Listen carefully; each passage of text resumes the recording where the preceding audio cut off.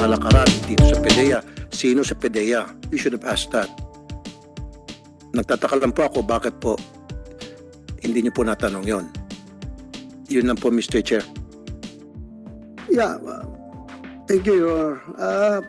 Alam mo, sir, itong mga tao na ito, yung mga asit-asit na yan, alam naman natin yan. Nilalaro tayo itong mga tao na ito. And for all you know, mamaya, totoo man yan o hindi, yung sinasabi niya, meron niyang intention. Bakit siya nagsabi ng ganun?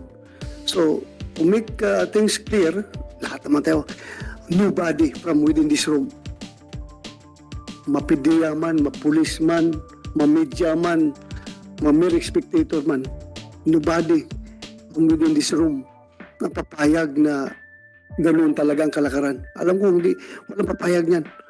Yung mga masira ulo lang, yung mga talagang mga sagad to the bones na yung kasamaan ng mga police at PDEA agent na yan, payag ng ganun.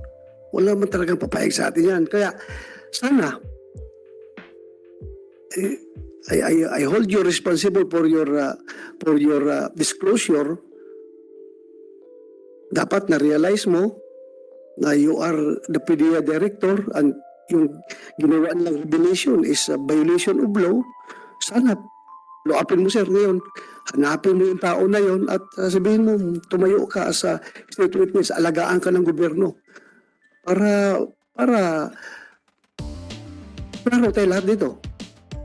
Kaya mong gawin yan. Yes, Your Honor. We'll try to get in touch with them and can talk to them, Your Honor. Mr. Chair, pwede makasingit? Thank you for that.